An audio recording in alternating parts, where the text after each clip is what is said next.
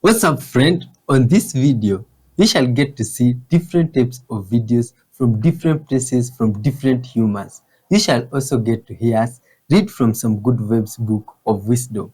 And one last thing, we shall acknowledge our creator who has gathered us here today. Now, let me take this moment to thank you for clicking this video. Lots of love and respect. I am Y311H, and I shall be with you here as we spread love, peace, honesty, and forgiveness to the whole world together. My friend, let's proceed to the next thing we have said, reading from the Book of Wisdom, aka the Guide of Life. This is what it says. If the Lord had not been on our side when men attacked us, when their flare angered against us, they would have swallowed us alive. The flood would have engulfed us. The torrent would have swept over us. The raging waters would have swept over us away. Praise be to the Lord, who has not let us be torn by their teeth. That is from Psalm 124, 2 going down. Now, on episode, let's also give thanks to our Creator before we dive in and get to see the videos. Thank you, dear Lord Father, for this wonderful day. Thank you for this video and this episode, Father. Thank you for this person, dear Lord, that has clicked this video. For that gesture alone, Father, bless them abundantly and reveal yourself to them in miraculous ways. Guide us, dear Lord, to spread love to the whole world in peace. In Jesus' mighty name, we do pray, trusting and believing. Amen. Let's dive in good web source. Much love. Look at how nice this church is. Look at how beautifully built this fucking church is. That is a beautiful building dedicated to greed, cognitive dissonance, and dishonesty. But take a look at your local schools, your local public schools that are funded with your tax money. I bet you they don't look shit like this. Why? Because it ain't that. One thing people need to remember, that God created everything that you see and feel and touch, and the whole universe. He's in control of it. But they need to remember that they have been created on purpose. He decided, I love that one and that one and that one and that one, everyone, and he created them.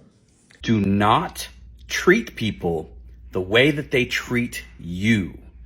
Treat them the way God treats you. Forgive and forget.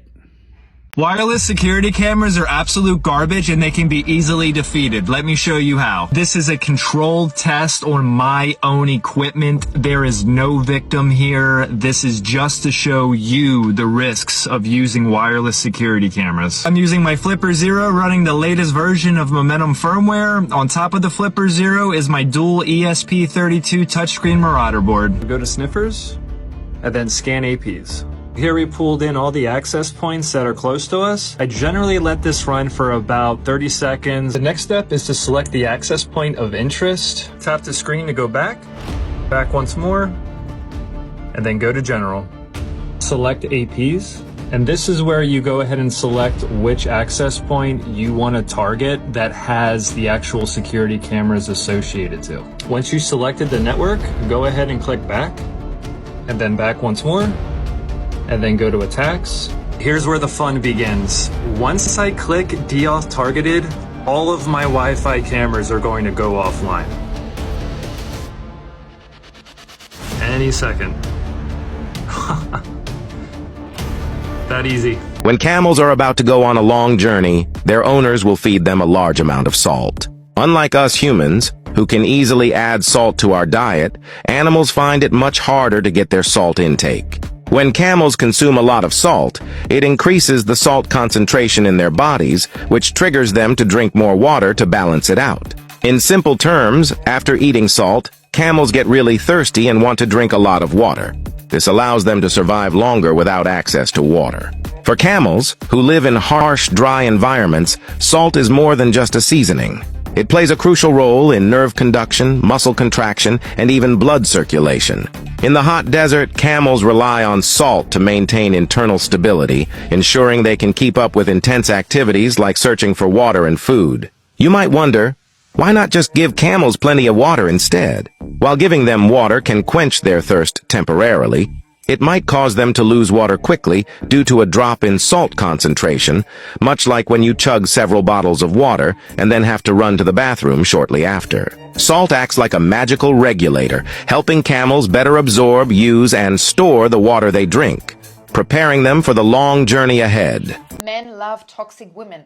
Men love women that are selfish, that are self-centered, that are self-obsessed, that are so busy fixing their own makeup in the mirror when another woman walks into the restaurant and he's checking her out. And why is it? Why is it that men are always ending up with the women? They don't really care about them. The reason, my loves, is because they like things that are hard to get. Men are hunters. They love the chase. They love the thrill of the chase. They actually bond with you while they're chasing you, while they're pursuing you. They love to conquer women. They love to compete with their own ego, with their own mind, to win you over, to then make it feel like a reward to them once they land you. If you as a woman are self-obsessed, selfish, self-centered, it means that you have non-negotiables about your own schedule, about your own life. You're not going to jump when he says jump. You're not available for the 3 a.m. booty call because you'd rather go to Pilates in the morning. You're not available for the last minute coffee dates or walk around the park because you're already committed to seeing your family that evening. You have an own exciting life because you freaking love yourself. By loving yourself and having high standards, you automatically put yourself up on that pedestal. A man will forever respect you more if you're harder to win over, if you're harder to get, if you have a tight and busy schedule that he needs to fit in because you're slightly letting him know that you're up here and he needs to live up to that standard. If you're easy and you're always available, you're always jumping when he says jump, you always pack your makeup bag, you always go over, jump into the Uber for the 3 a.m. booty call, this man knows you are easy and low value because you're always readily available. And that's literally the psychology of wifey material versus the one-night stand broken down. That's all what it comes back down to. It's all energy. So if you want a man obsessed with you, be hard to get and a pleasure to be with, which deserves another video. So I'll stop here and like and comment for part 2. Much love and cheers. 10 businesses that everyone loves but will make you bankrupt tomorrow and create many years of misery. Number 10 is convenience stores. Think about it. It's convenient for everybody else, but not convenient for the owners or the employees that live there. Convenience stores, pool halls, any type of retail really is a horrible business and will have you bankrupt tomorrow. Number 9 is tow truck businesses. A lot of equipment, low return on investment, just a horrible lifestyle. And, you know, you're towing vehicles when there's major snowstorms. Yes, you're towing vehicles from shopping malls and condo towers, but that's a small percentage of the business. There's no money in that. Number 8 is hair or nail salons. Anything retail is a horrible business and a horrible lifestyle, and the bonus is you make no money. Number 7 is smoke shops or cigar shops. Number 8 is trucking business. Anything to do with trucking these days. Yes, at one point trucking used to be very, very profitable. Today, horrible businesses and huge equipment costs and depreciation costs. Number 5 is marijuana dispensary. You know, when it became legal, everybody started out. Now everyone is going bankrupt. Number 4 is laundromats, laundry delivery type service. Any type of laundry service is a horrible business. Number 3 is food trucks. Everybody romanticizes about food trucks. What is it about driving to a location, if you can find a good location, then selling people hot dogs and food and French fries and crap? You know, what's healthy about it, and how can you develop a regular clientele if your truck keeps moving all over the place? And equipment costs, it's horrible business. Food costs, labor costs, everything is very expensive, and you got to pay to park it. And number 2 is fashion brand. Everybody, how many people have asked me, Leo, I want to start a fashion brand. Leo, I want to do anything with fashion. Leo, I want to film it by Amazon. Leo, you know, I want to start, you know, fashion brands require huge amounts of capital. You got to store your inventory. You got to, and if you don't move it at least 12 times a year, if you don't have 12 turns on your inventory, you're dead. And if you get caught with poor inventory, or you made a poor buying decision, and you're always buying for next season and trends change all the time, fashion brands are the fastest way for you to lose all your family's money. Trust me. And of course, number one, we all know this, restaurants. Anything to do with restaurants, coffee shops, anything to do with perishable food, anything. And restaurants have the bonus of being, a perishable food, retail location, and will destroy your quality of life. There's no quality of life in restaurants. What did I miss? What should be on the worst businesses you can start that will get you bankrupt tomorrow? Post your questions, comments below. Would love to hear what you think. How to stop yourself from saying something you shouldn't. Hi there, I have a PhD in communication and I do videos to help you get better at communication, leadership, and persuasion. So if you want to learn that, follow along. Having self-control in your speech is one of the hardest things to do. So I'm going to give you 3 questions to ask before you say something, and you might want to share this with that friend who always says too much. First, is what I'm about to share something that this person needs to hear? There's a difference between what someone needs to hear and what you just want to say. Second, what happens if what I say becomes public? So think about the potential consequences of the information you're about to give. And third, ask what happens if people find out that I was the one who shared it? That question could save your job. Do not answer what are your salary expectations with a number. Instead, say this. I'm just looking for a package that aligns with industry standards. Is there a specific range you're aiming for so I can let you know if I'm comfortable with that? I'm 21. Here's what I've learned so far. Everything is spiritual. The music you listen to, the shows you watch, the people you surround yourself with, everything is spiritual. This has nothing to do with religion. Everyone has a spirit. Take care of yours. Fighting is ugly. Cursing all the time is ugly. I used to be that girl. Like, every sentence had to have at least 2 cuss words in it. That's not cute. If makeup makes you feel more beautiful, then stop wearing makeup until you understand that you are beautiful with or without makeup. Makeup should be adding to your beauty, not replacing it. My parents were never wrong. They just had a really bad delivery. Yeah. The first 2 words in Genesis that describes woman, in Genesis 2:18, I will make a helper suitable for him. And that phrase in Hebrew for helper suitable, it's ezer kenegdo. And I learned this when I was studying in Israel, and it literally bent my brain. Yeah. I mean, I was a different creature before this and after it, because that word helper, I'm from rural Mississippi. Come on. Deep South. Yeah. We put sugar in our tea. Yeah. It's like sugar in our grits. Everything, baby. Fry everything, butter. And very much everywhere. Conservative, just rural church. And so a helper out of my world, my southern world, is someone secondary. The secondary helps the primary. The helper helps the main one. They're subservient. It's subservient secondary. And ezer in Hebrew, it essentially means helper, aid, or strength, but it's a very strong word. And it carries the idea of strengthening someone in a way they cannot do for themselves. And what just bent my brain and changed my whole soul the moment I learned this was that throughout the Bible, usually when we see this word ezer, it's a word that God uses to describe himself in relation to Israel. Yep. And yep. And we would never say that God was secondary to Israel. Sure. We would say God helped, aided, and strengthened Israel in ways she could not do for herself. So I'm sitting here going, time out. Stop, wait. Time out. The first word that God chose to use in the narrative of the Bible to describe woman is a word he uses to describe himself. So, when I was elected king, I was a king of contracts. That anybody, any 2 people, any 2 tribes within the Hawaiian 72 tribes, Same thing with the 1,200 Maori tribes and the 3,460 tribes of Australia. I hold those positions also. That I was elected into a position and adapted by their tribal councils to be in charge of contracts. And countries all over the world have asked me for help in the suppression that they've suffered from one country taking over their country. Take Ireland, for instance. In July, I did a radio show for the Irish Republic on their by internet radio. It was supposed to be a 20-minute spot, lasted 2 hours and 45 minutes. When I got off the radio, the next day my phone rang, and it was the Irish Parliament called me and said, "Could you write a constitution for us?"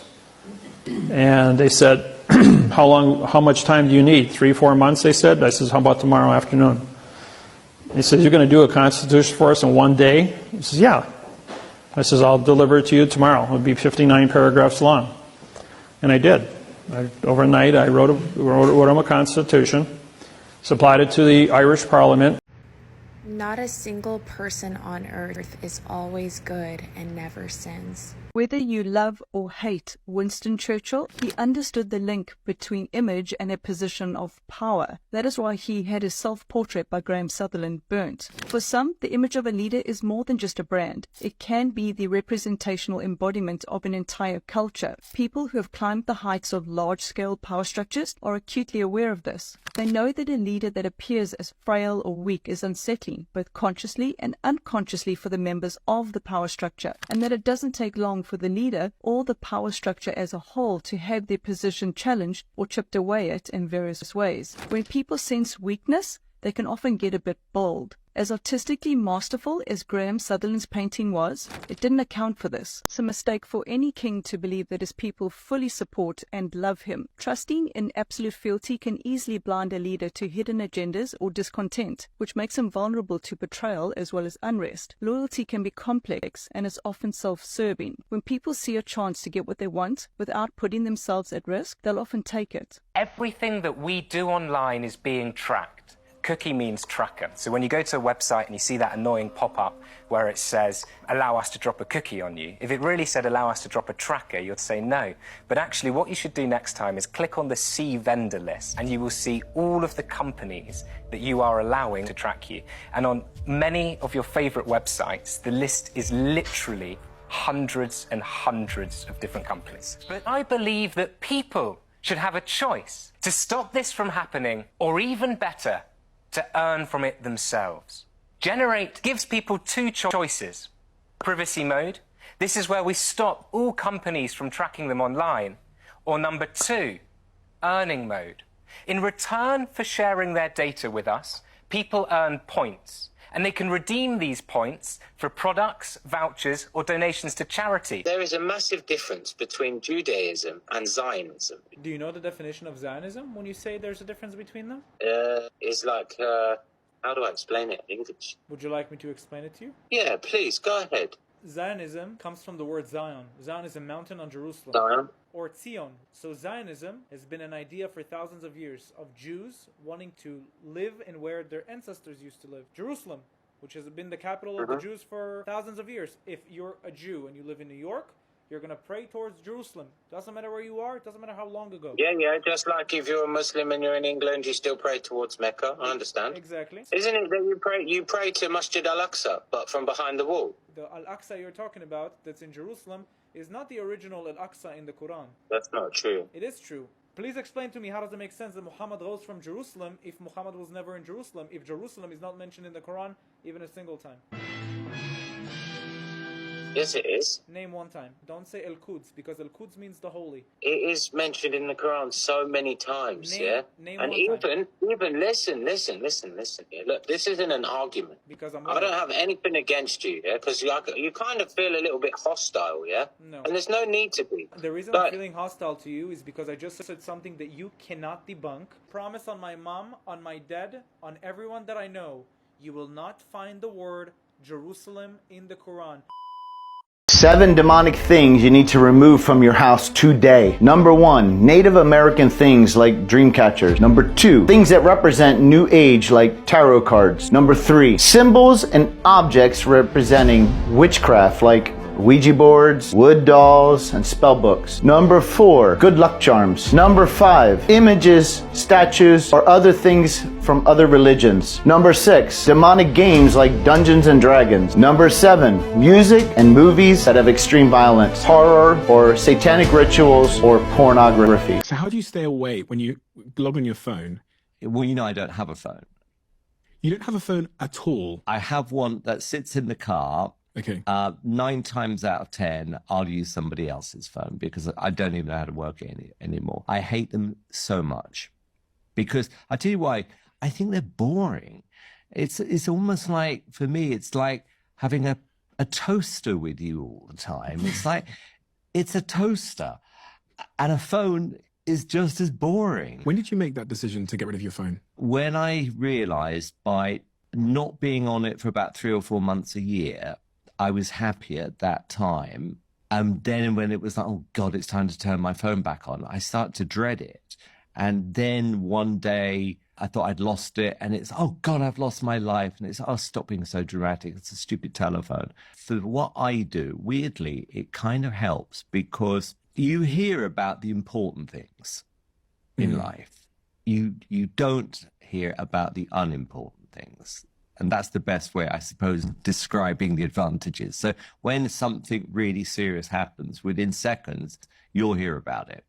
When it's just some piece of gossip or something, which I'm really not interested in, and someone said, did you hear about so-and-so? It's like, no, and I'm not interested. Jesus said, if you remain in me and my words remain in you, ask whatever you wish and it will be done. John 15:7. I don't want to sound crazy. Why not? Go ahead, sound crazy. You don't want to sound sane. When the world is insane, then the truly mad people start to sound well adjusted. Look, we've got like 7.5 times as much debt in the world as there is money. Somehow the people of the world owe the people of the world way more money than all of the money that exists. And yet politicians and media consistently try to scare us with talk of the debt going up as if a debt-based economy making the debt go up isn't fundamentally part of the plan. There are over 50 million slaves in the world right now, which is far more than there's ever been, and yet the Western world gets to blow its own trumpet and talk about its accomplishments, human rights, and highfalutin ideologies, but all we've really done is outsourced our slave labor to the other side of the world so we don't have to look at it while we sit back and sip our fucking latte. The worst part is the resources belong to the people of these countries. There are child slaves pulling their own wealth out of the ground so that Western rich people can drive around in Teslas and call themselves environmentally friendly. We create systems that incentivize disease through the pharmaceutical industrial complex, incentivize crime through the prison industrial complex, incentivize war through the military industrial complex, incentivize